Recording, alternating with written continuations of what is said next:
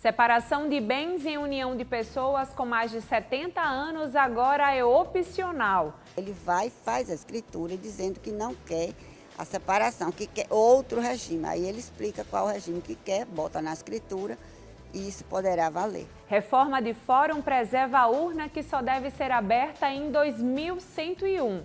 Não temos lembrança 100% do que ele disse, mas que ia deixar isso aí e o pessoal só ia conhecer depois de 100 anos. E ainda, entenda a lei que simplifica a alteração de nome e sobrenome. O Em Dia com a Justiça está no ar.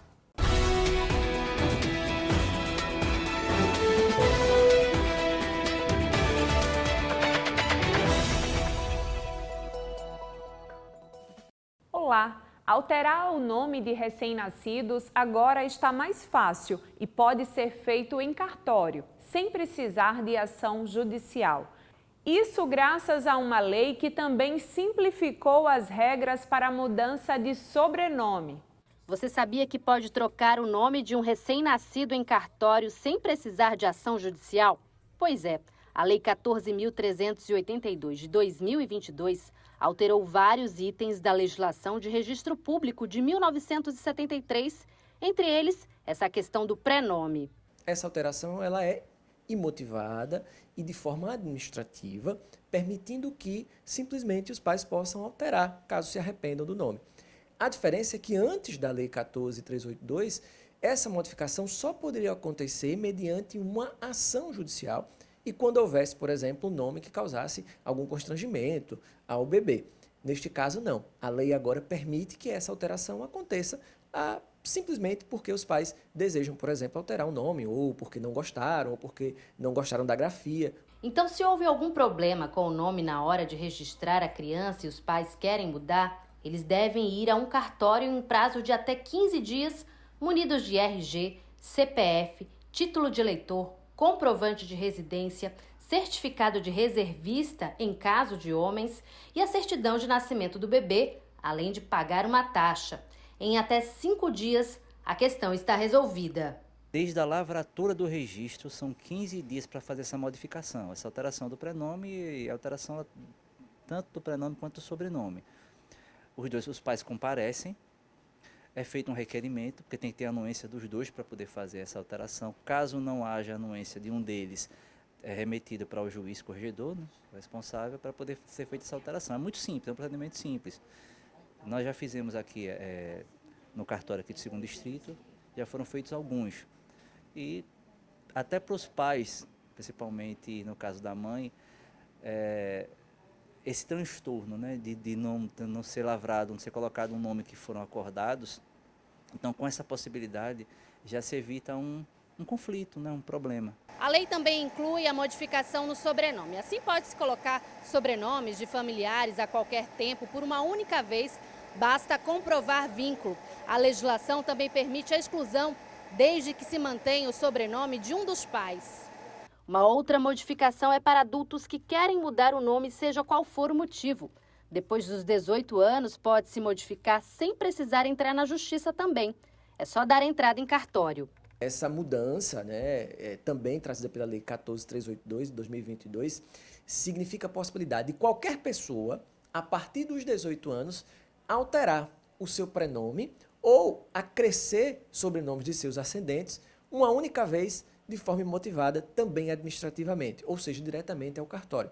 Então, por exemplo, se a pessoa quer mudar o nome de Anderson para Antônio, ela pode procurar o cartório e uma única vez fazer essa alteração sem necessidade de intervenção judicial. Como se percebe, é realmente uma mudança interessante em relação ao que existia antes, posto que antes da Lei 14.382 só poderia haver alteração do prenome ou inclusão de sobrenomes com manifestação do juiz, através de uma ação judicial e geralmente quando, por exemplo, o prenome trazia algum tipo de desconforto, né, tinha um caráter vexatório que incomodava a parte. Decisão do Supremo Tribunal Federal torna opcional o regime de separação de bens em união de pessoas com mais de 70 anos. A juíza Ana Florinda é quem traz mais informações.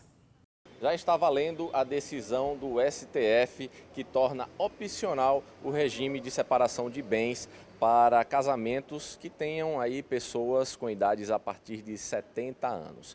Quem vai trazer maiores informações sobre essa mudança é a juíza Ana Florinda, que está aqui ao meu lado. Ela que é a titular da 22ª Vara Civil da Capital Família. Doutora, antes como é que funcionava essa questão do regime de comunhão de bens aí com pessoas com mais de 70 anos? Olha, André, é o seguinte, a lei não mudou. O artigo 1641, inciso 2º do Código Civil, permanece no sentido de ser obrigatória a separação de bens para pessoas que tenham mais de 70 anos, que estejam se casando e, evidentemente, a interpretação também para a união estável. Contudo, o Supremo Tribunal Federal, interpretando que haveria, no caso, um etarismo, né, assim, um preconceito por idade, fez uma modulação desta interpretação, possibilitando que, havendo a vontade da parte ou das partes na alteração do regime de bens, que eles poderiam optar por fazer um regime diferente, né? Ou comunhão parcial, ou qualquer outro regime, né? Então, a interpretação hoje, dentro dessa modulação, é que ela pode ser mudada mediante a lavratura de uma escritura pública, né? Quando o casal vai fazer o casamento, ele lavra a escritura pública. E, no caso também da união estável, é de ter uma manifestação prévia do casal para que essa alteração seja feita. Ou seja, na hora do casamento é preciso que se declare, né, que quer fazer um outro modelo, né, de comunhão de bens.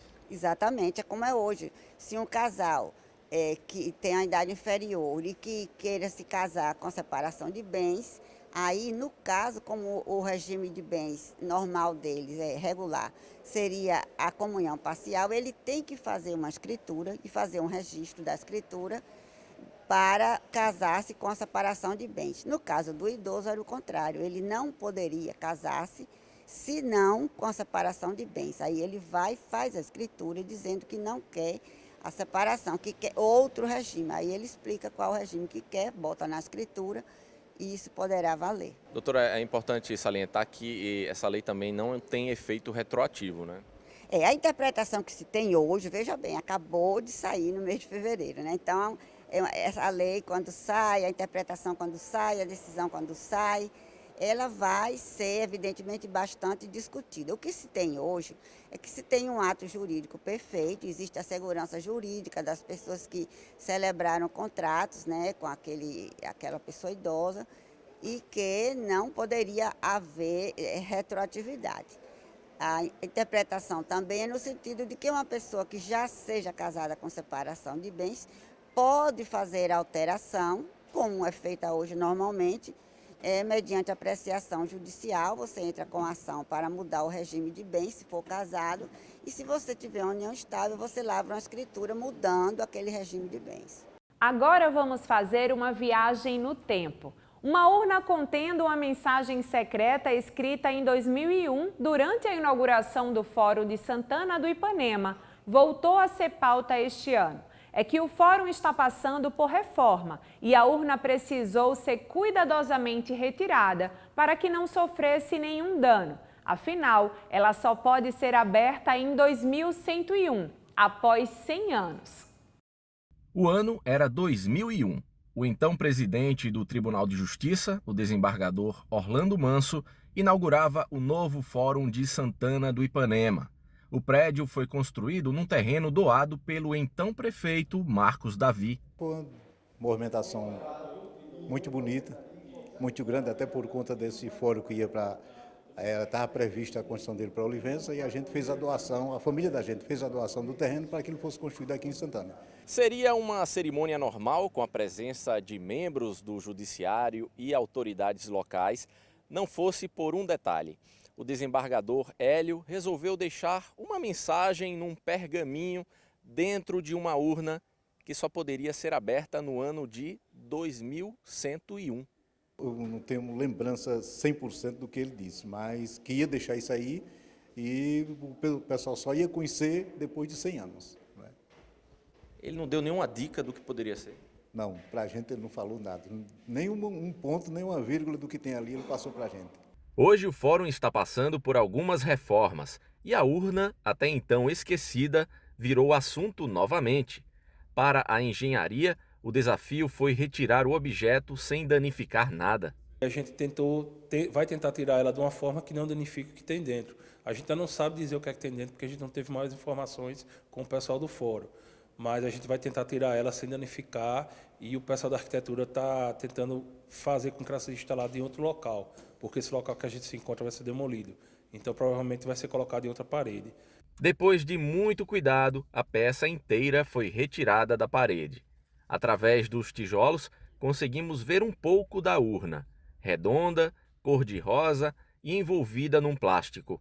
Apesar de desvendar o mistério do que estaria por trás da parede, a curiosidade ainda permanece sobre o que estará escrito.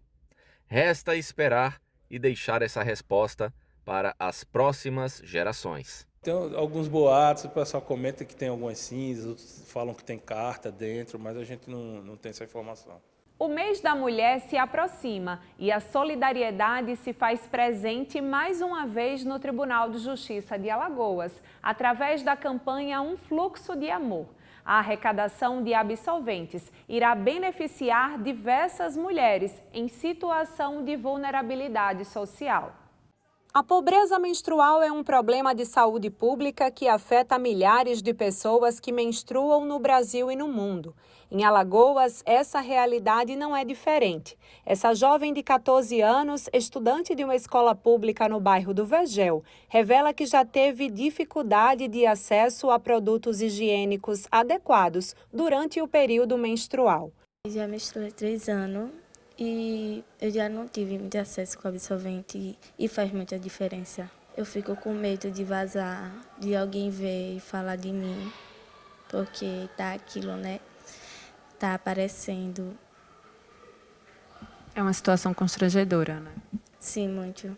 Tarsila Brandão é diretora de Proteção Social de Maceió e explica que essa situação é ainda mais delicada com pessoas em situação de rua. É uma população que, de fato, é mais precarizada ainda o acesso a itens de higiene pessoal e, além disso, além dos itens, o acesso ao banho, ao cuidado com o corpo e com esse processo da mulher mensalmente. Normalmente, eles usam itens que não são higiênicos para tratar esse processo. Normalmente é papelão, papel ou até mesmo folhas. A campanha Um Fluxo de Amor, promovida pela segunda vez pela atual gestão do Poder Judiciário de Alagoas, pretende mudar a situação de muitas mulheres em vulnerabilidade social que sofrem com a pobreza menstrual. A secretária especial da presidência do TJ explica o objetivo da campanha. O Tribunal de Justiça, mais uma vez na sua gestão atual, está lançando essa campanha para arrecadar o maior número possível de absolventes higiênicos.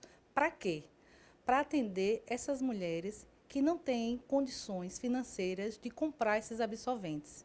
Então, nós sabemos que muitas mulheres ainda usam panos e papel higiênico e muitas mulheres perdem até aula porque não têm condições de ter esses absolventes. Então, nós estamos aqui pedindo a colaboração, mais uma vez, de todos os servidores e magistrados que já mostraram que sabem ajudar ao próximo para doar esses absolventes, para nós fazermos essa entrega em alguma comunidade, em alguma favela que estejam precisando realmente desses produtos. Luciana Almena reforça ainda como você também pode contribuir com essa onda de solidariedade. Os pontos de arrecadação é aqui no térreo do TJ e no Fórum do Barro Duro, entre os dias 19 de fevereiro a 8 de março. Vamos enfrentar juntos essa pobreza menstrual que atinge ainda milhares de mulheres, entrando no ciclo da doação.